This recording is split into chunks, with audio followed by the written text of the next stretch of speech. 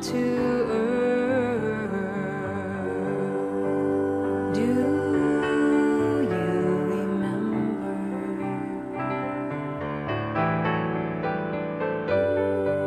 Why have we taken birth? Do you remember?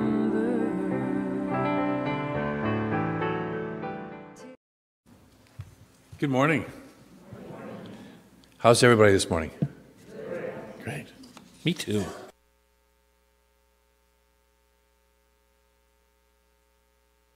Who all? I know Cher was sitting at my table, so who all was there last night? And yeah, a little drowsy this morning, a little sore feet.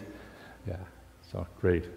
A friend of mine posted a wonderful quote on his Facebook page. A friend of mine who's a practitioner, thought I'd share it with you this morning.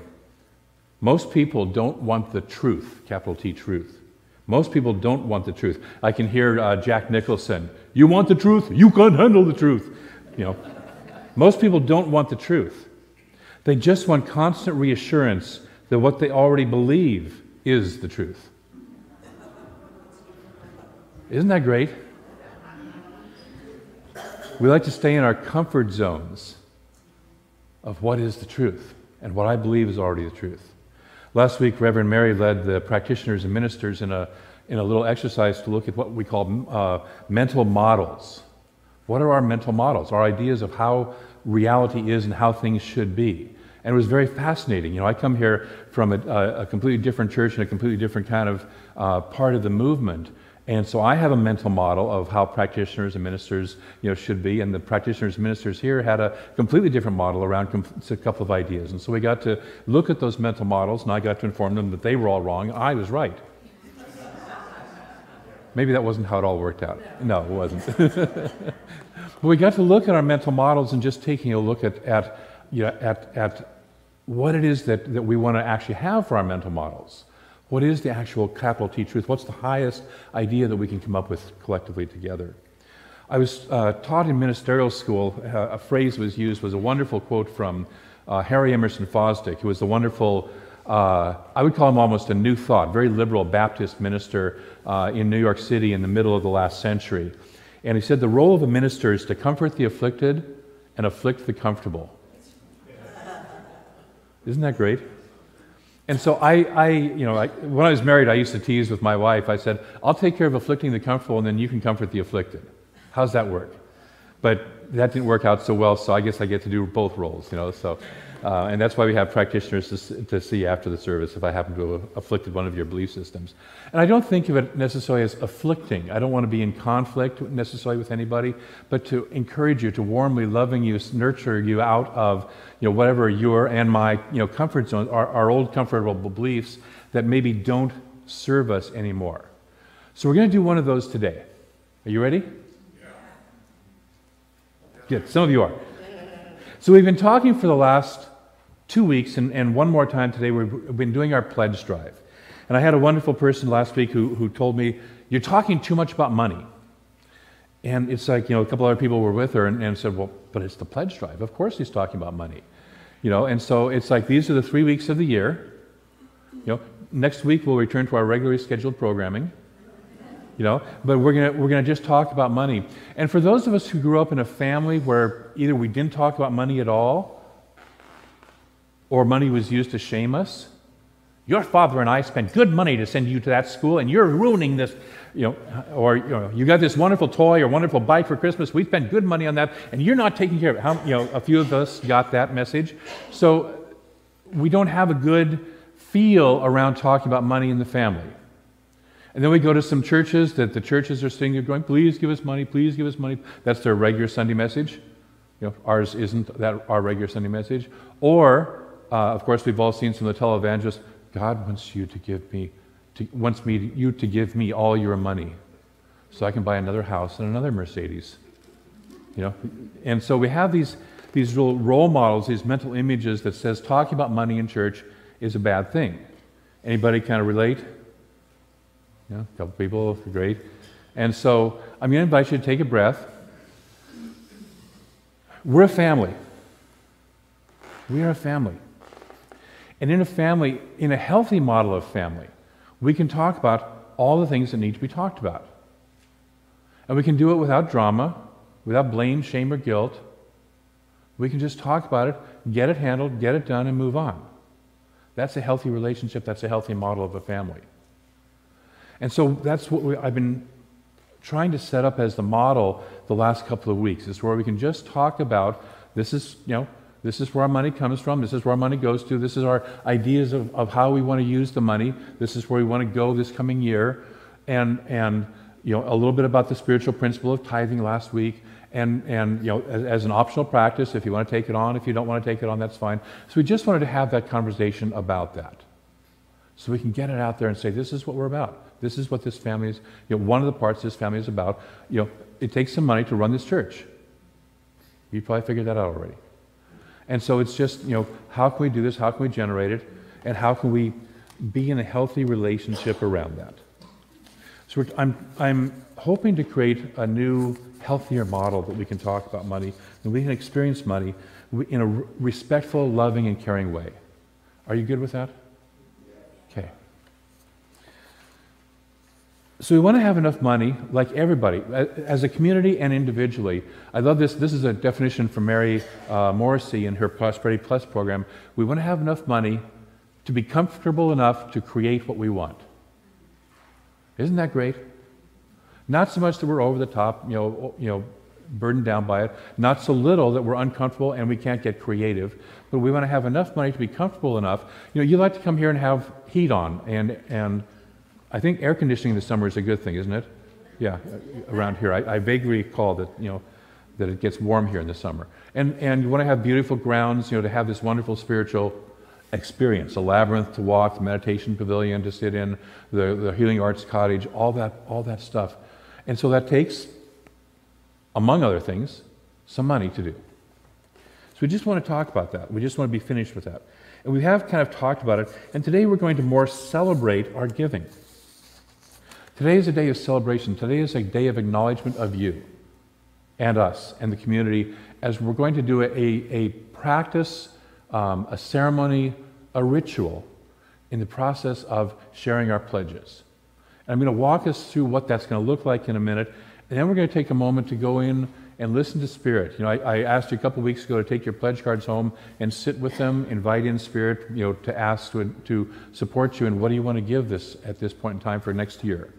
And so we're going to do that process together, and then you'll have the chance to bring your gifts up, place them in the bowl, have them be received, receive a gift back in return from the ministers and practitioners and the board members, and just be blessed in that process. I want to speak for a moment about ritual. A lot of people in religious science have mixed feelings about rituals.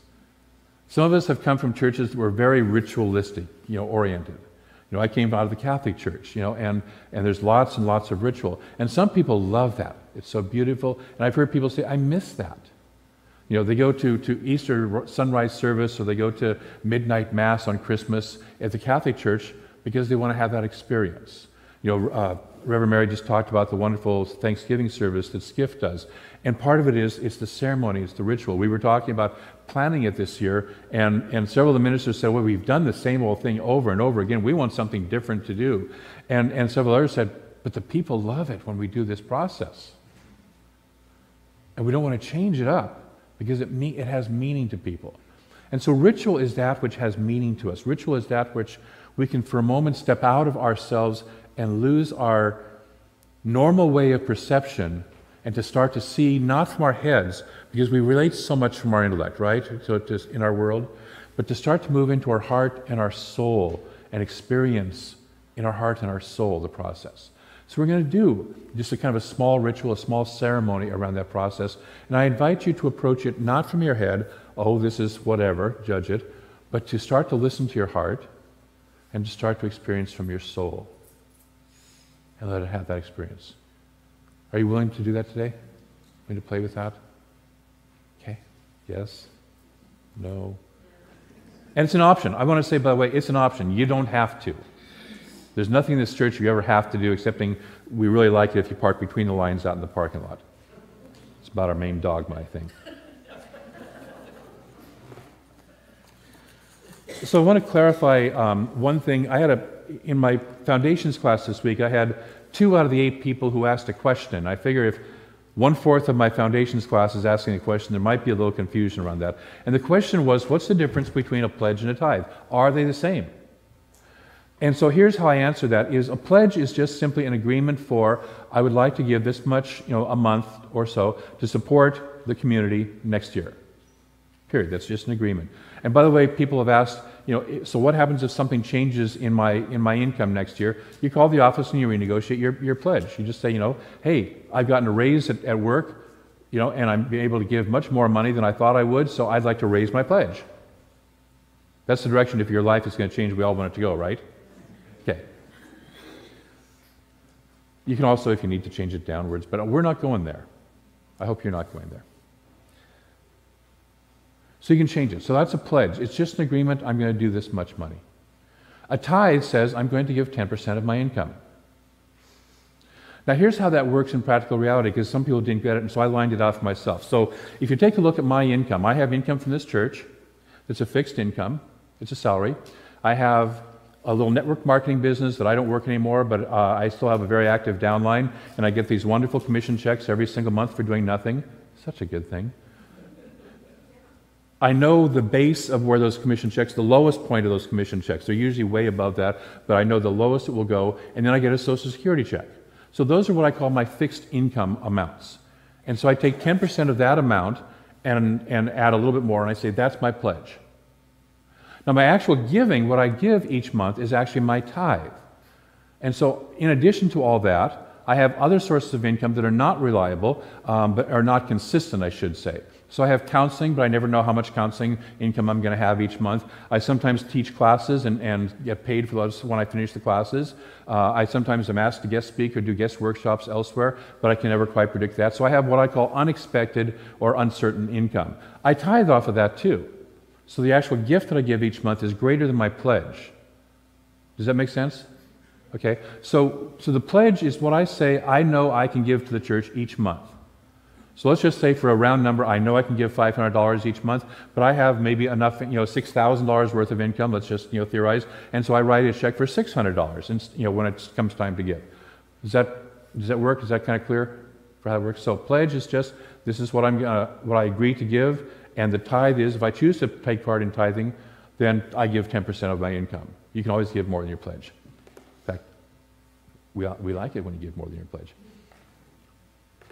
So any questions? I shouldn't say any questions, but I will. Any questions on that? We got a small group here. We're good? Okay. So in your program today, you have a pledge card.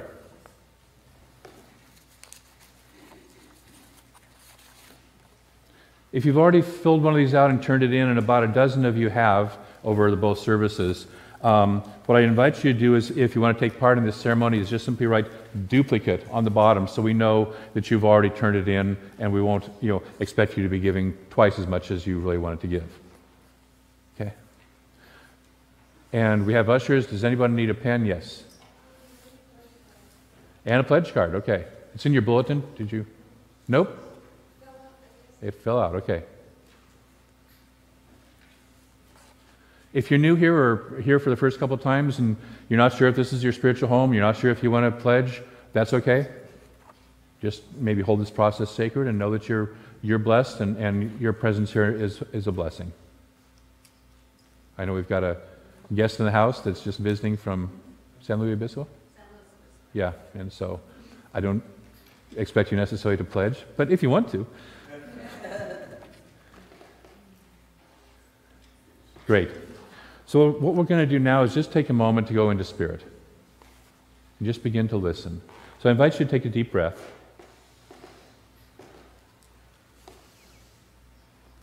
Take a deep breath.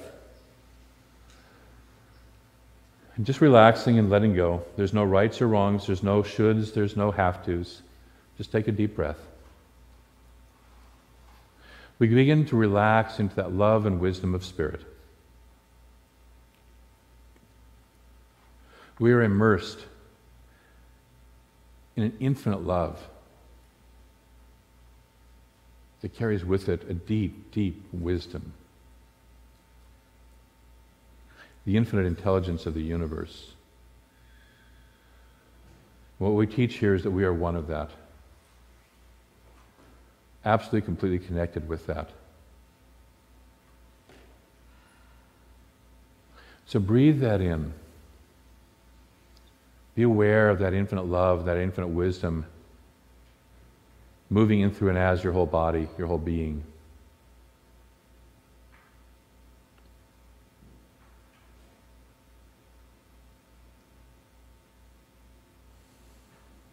And you can tap into this wisdom with any question you ever want in your life.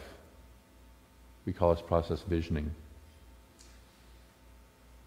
Today we're going to simply ask the question to that spirit that is both around us and within us, our own inner spiritual knowingness. What is mine to give in this coming year?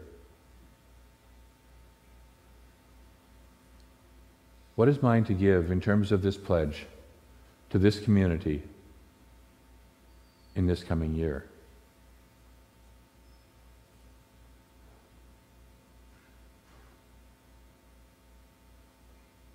And as you find an answer, you may want to jot it down on your pledge card.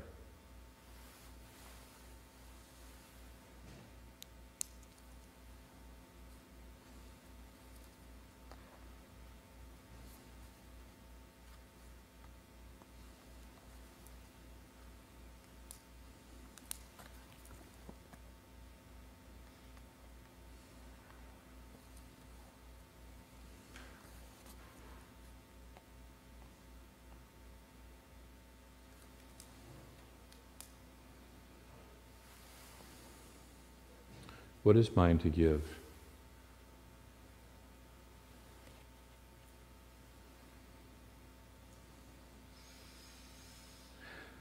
And then as long as we're tapped into this infinite intelligence, we ask it a couple of more questions. And that is, in order for me to give, in order for me to prosper, in order for me to be blessed in my own life, what must I become? In order for me to open to the flow of the divine, what must I become?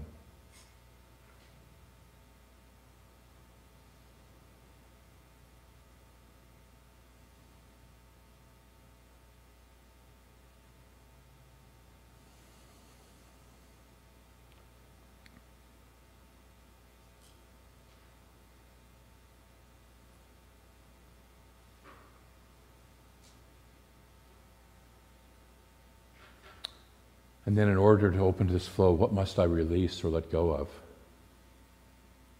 so that I may be prospered in my own life?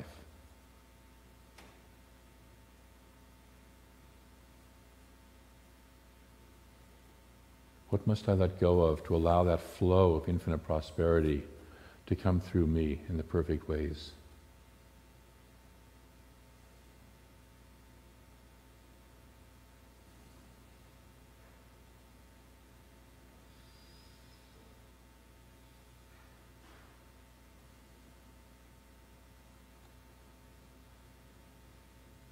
So breathing that in and out, gently allowing yourself to come back to being present in this room. When you're ready, open your eyes. You fill out the rest of your pledge card with your name and address. There's a place down there for the pledge number. If you want to support other funds in this church, on the back side there's some other funds that you can check off how much you'd like to direct that way. We'll take a moment while you fill that out in silence and gentleness. I'm going to ask Michael to start our music with I'm So Blessed. In a moment we'll have the ushers start to invite you to come forward. What I invite you to do when you come forward is to drop your pledge card into this basket, this bowl, and just share it. We invite Reverend Mary and Charlie.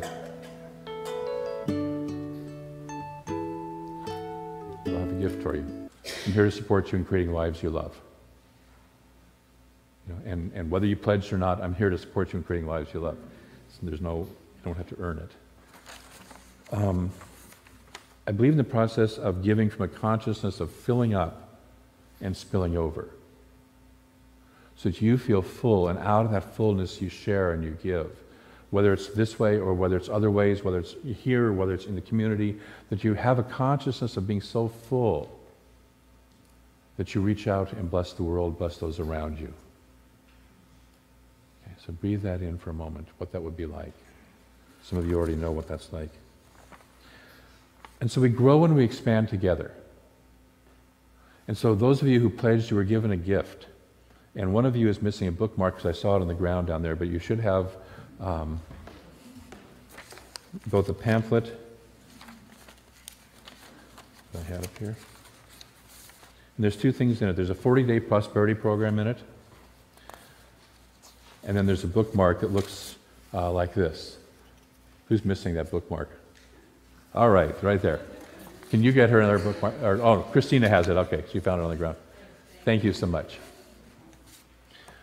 Both of these are powerful tools to support your transformation and prosperity. I'll take the bookmark first. It has a wonderful prayer on the front, good imagery to look at, and then several quotes on the back, including our reading from today from Ernest Holmes. And so it's something that I would put on my refrigerator, put into my favorite book, put somewhere where you see this on a regular basis throughout the coming year. Secondly, the 40-day prosperity program comes from the Abundance book by John Randolph Price. And he's, bless his heart, really understands prosperity, freely gives this away. There's no copyright on it. And it's a powerful, powerful process to do. What I'll say is, if you start the 40-day prosperity program today, it ends on Christmas Day. Okay? Wouldn't you like to have an increase in prosperity between now and Christmas? Okay? And so I invite you to take this program and work with it. It's 10 statements that you go through on a cycle of 4 times. You basically contemplate them, journal on them. There's a little bit of space in each one of these for a journal, but you probably want to have your own separate journal. And take those in and start to work with it. One of the things that we've talked about, and a reading that I'm going to close with from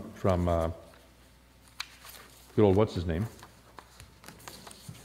All my spiritual teachers are good old what's her name or good old what's his name. Have you noticed? In this case, it's Joel Goldsmith. And he says, one of the first things we must learn is the nature of God. And we cannot learn it by merely reading or hearing about it. However, by cogitating, pondering, or meditating on the message that you listen to or read, you can learn the nature of God from within your own being. So what we're reading is really the finger pointing at the moon, but if we watch that finger and follow its direction enough, we start to have the moon be part of our own being. We start to have that nature of God. We start to find it within us. He goes on to say, the words or message is the truth about truth, capital T truth, but capital T truth reveals itself to you from within. The message must be taken into your consciousness and nurtured until, like a seed, it develops into a spiritual crop you can reap. A spiritual crop you can reap. So this 40-day abundance program is a process to infuse that into your consciousness, to take something for 40 days. And it doesn't have to be this. If you have another program you're working, that's great. It's one of the reasons we did the 10-week Prosperity Plus program last summer, and we'll do it again this coming January, is to have a period of time where you immerse yourself into it. It's why we do classes, to have a period of time where you can immerse yourself into a practice, into a principle, and really work with it and make it your own. And so I strongly encourage you and invite you during this particular time, especially this rich time of the holidays, where we can be oftentimes pulled off of our center. Have you noticed? You know, all the family stuff that goes on. We can sometimes, I think it was Ram Dass who said, if you want to remember if you're enlightened or not, go visit your family. Okay? And so for some of us, that's a true, truism. That's what it's like.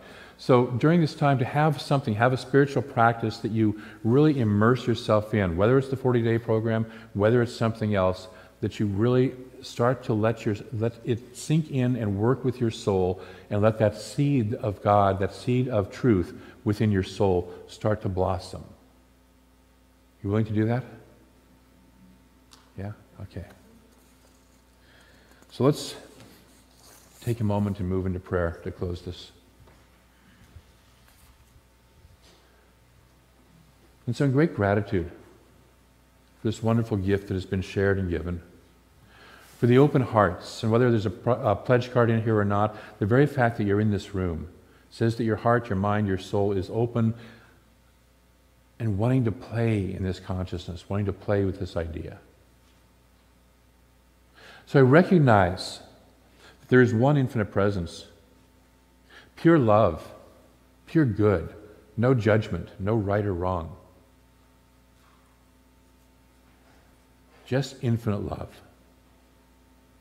deep wisdom, and abundant, opulent good. That is the nature of the divine.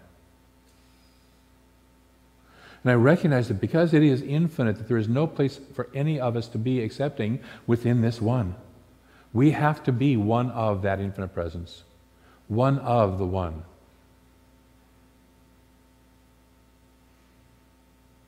So we already are one of that love, one of that deep intelligence, one of that abundant, opulent prosperity. That is our true nature already. And so I speak my word that each person here is blessed by that. That we open to that truth and experience that truth more than ever before. That this truth brings great peace, great joy, great love into our lives, and that we move into great gratitude for all this experience. So we open to that flow of spirit. We open to the love that we already are. We simply let it settle into our being and let that seed grow from within and blossom into a life that each of us loves. I know this is the truth for each person in this room because each person is here for this moment.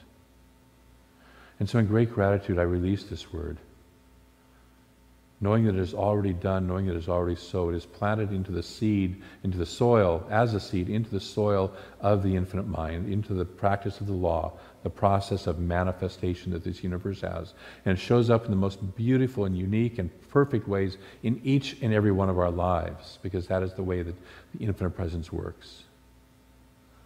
And so in gratitude we let this be, and we say together, and so it is. Thank you.